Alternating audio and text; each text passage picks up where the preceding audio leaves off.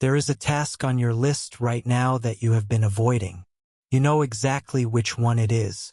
You thought about it this morning. You probably thought about it yesterday. You have rearranged other things around it, stayed busy with smaller tasks, told yourself you would get to it soon. And yet there it sits, unmoved, unchanged, quietly growing heavier with every day you do not touch it. By the end of this video, you will understand something that most people never fully grasp about discipline and focus. You will understand why the tasks that matter most are always the ones that feel hardest to begin. And more importantly, you will understand what is actually happening inside you when you avoid them, because it is not what you think it is. Stay with me, because here is the uncomfortable truth that most productivity advice refuses to say out loud. The problem is not that you are lazy. The problem is not that you need better tools or a smarter system or a more inspiring environment. Those things can help, but they are not the root. The real reason you keep avoiding the most important work, the work that would actually change things, is far more personal, far more psychological. And until you see it clearly, every technique you try will only work on the surface. Most people fail at discipline not because they lack motivation. They fail because they have fundamentally misunderstood what discipline is actually asking of them. Let us go there together. Mark Twain once said, "If it is your job to eat a frog, it is best to do it first thing in the morning. And if it is your job to eat 2 frogs, it is best to eat the biggest one first." Brian Tracy took that image and built an entire philosophy of high performance around it. Not because the metaphor is clever, though it is, but because it points at something that is psychologically true and deeply human. The frog is the thing you least want to do, the task that carries real consequence, the project that requires real focus, the conversation that demands real courage. And the central insight of this philosophy is not simply that you should do hard things first. The deeper insight is this: the frog you are avoiding is almost always the frog that matters most. And the energy you spend avoiding it costs you far more than the energy it would take to simply begin. This is where most people stop listening, because on the surface it sounds obvious. Of course you should do the important thing first. Everyone knows that. And yet, almost nobody does it consistently. Because knowing and doing are separated by something vast and largely invisible. They are separated by resistance. Stephen Pressfield, in his work on creativity and discipline, describes resistance as an internal force that rises in direct proportion to the importance of the task. The more meaningful the work, the stronger the resistance. The greater the potential, the louder the voice that tells you to wait, to prepare more, to do something easier first, to begin tomorrow. This is not a character flaw. It is a feature of human psychology. Your brain is wired to seek safety and conserve energy.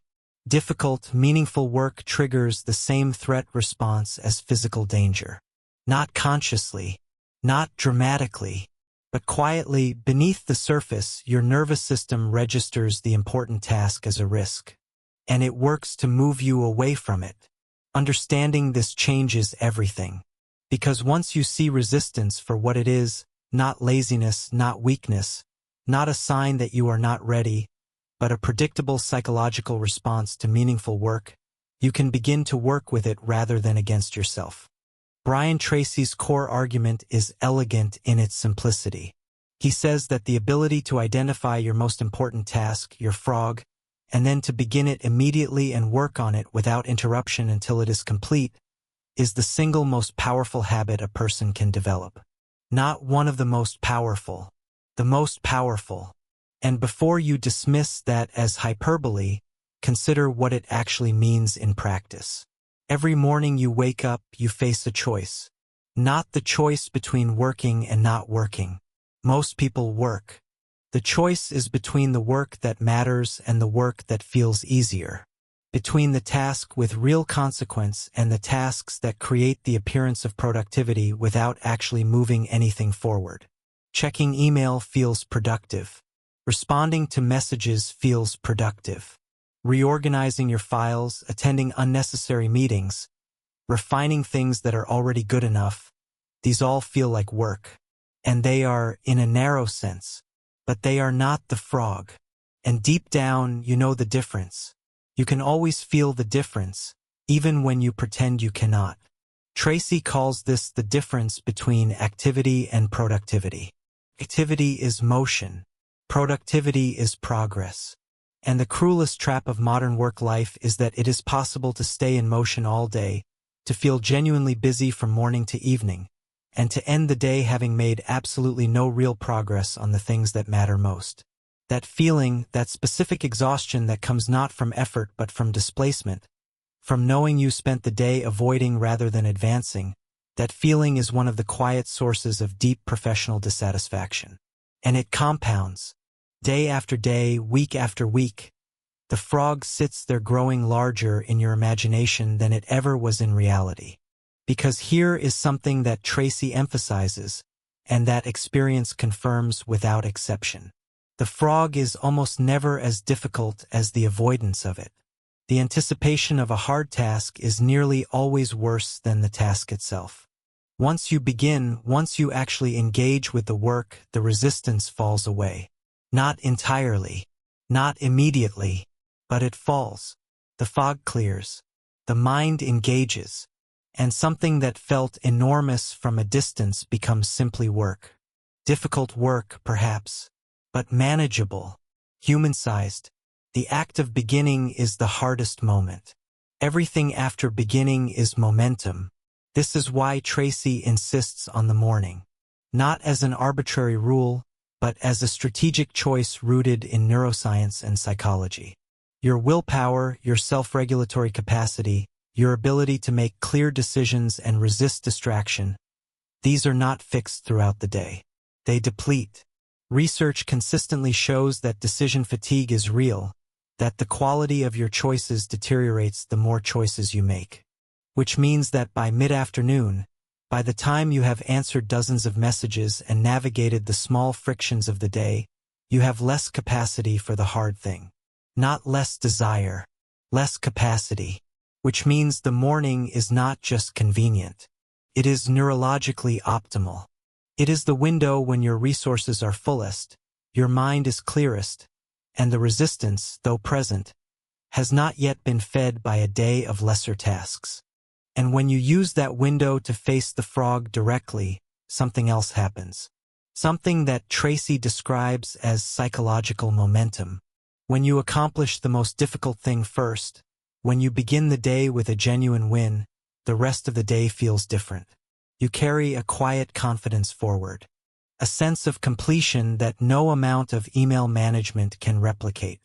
You entered the arena before anyone demanded you to, and you came out the other side.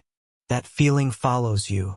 It changes how you move through the afternoon, how you speak in meetings, how you approach the next challenge. Discipline, understood this way, is not about suffering. It is not about grinding through discomfort for the sake of proving something. It is about sequencing, about understanding that the order in which you do things changes how everything feels and how much you ultimately accomplish. Tracy also addresses something that most people overlook in discussions of productivity.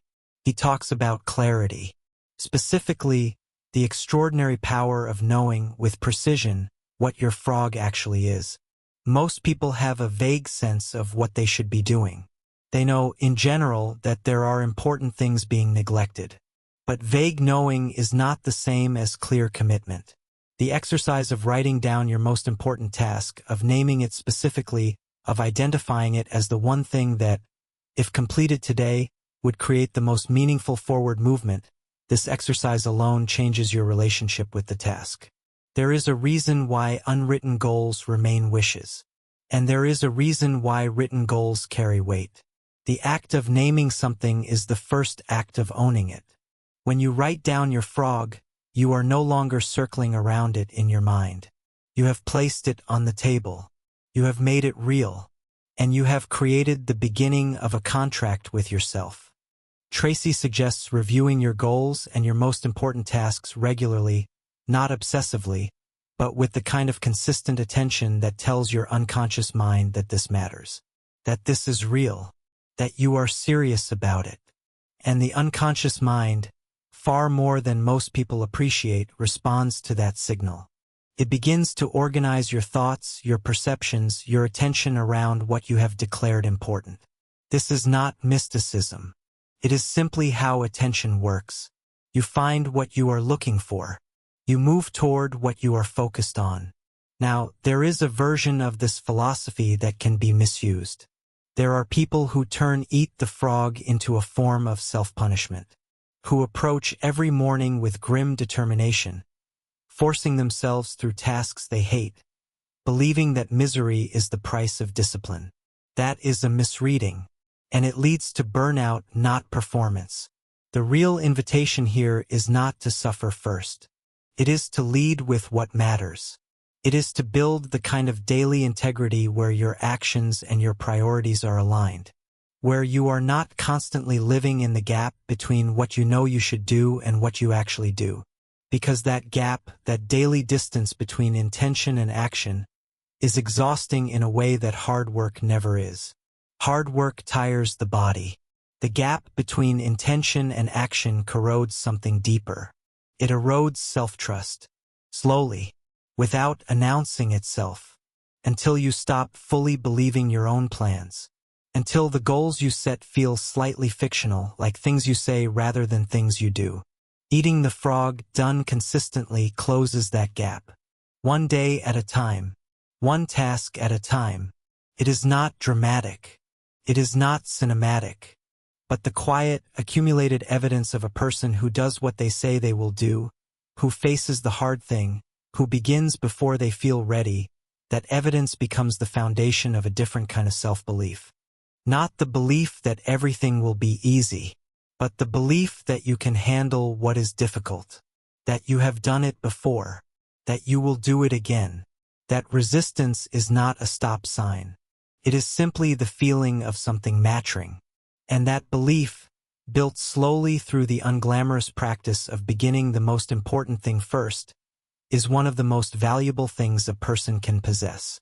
You already know what your frog is. You have known it for a while. The question has never been about information.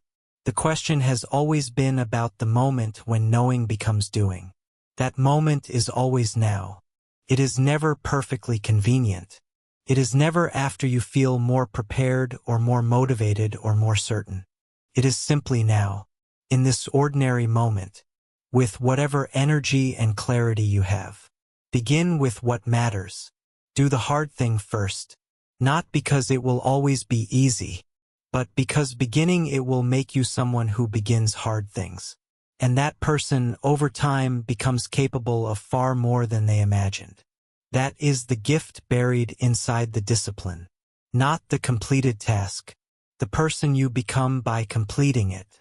If something in this landed for you, if it shifted even slightly how you think about the work you have been avoiding, take a moment to leave a like. It is a small thing and it genuinely helps.